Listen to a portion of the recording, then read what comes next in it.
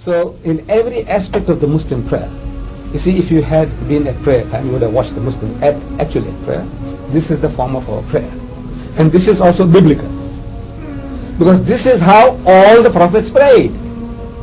When I say all the prophets prayed, it sounds like a sweeping generalization.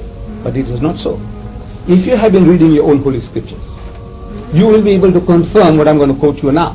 And I quote from the Old Testament. It reads, and Abraham fell on his face and prayed to God. And it reads again, and Moses and Aaron fell on their faces and prayed to God. And again, and Joshua fell on his face and prayed to God. When we come to the New Testament, we learn that Jesus Christ, towards his last days on earth, he went to the Garden of Gethsemane with his disciples. And he went a little further and fell on his face and prayed to God. I have been asking Westerners, how does a man fall on his face and pray? Except the way we Muslims do.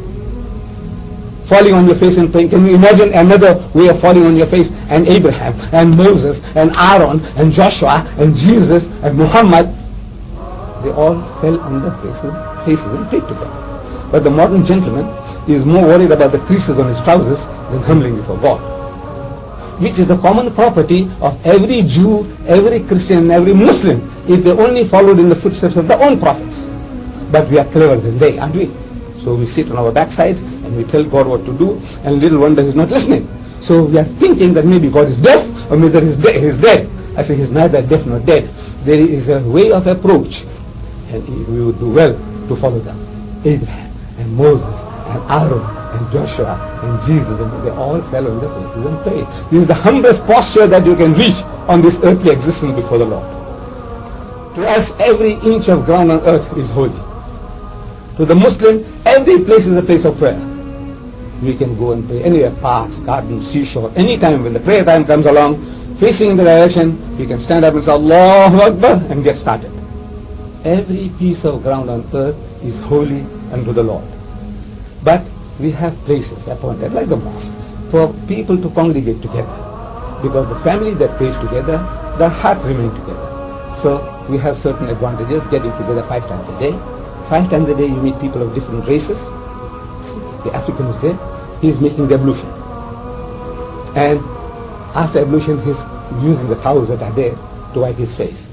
I go along on the same tap, I make the ablution similarly to he did, and I use the same towel. So in other words, it creates a bond. 5 times a day, when we finish off our prayer, every time we finish our prayer, we say, Assalamu alaikum wa rahmatullah. So peace and blessings of God to everybody to the right of me. And Assalamu alaikum wa rahmatullah. And peace and blessings of God to everybody to the left of me. And when I said this, there was an African here. This side I said, it's a Chinese. This side is a European here. And so on and so on, 5 times a day. I said, I wish you well, my brother. I wish you well, my brother. So this is a system of eliminating racism. We Muslims are the least racist of any other community on earth.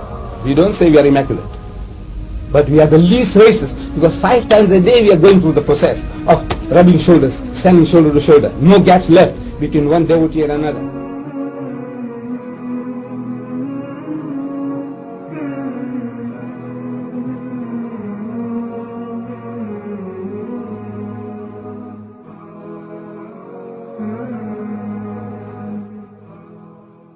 أفمن شرح الله صدره للإسلام فهو على نور من ربه فويل للقاسية قلوبهم من ذكر الله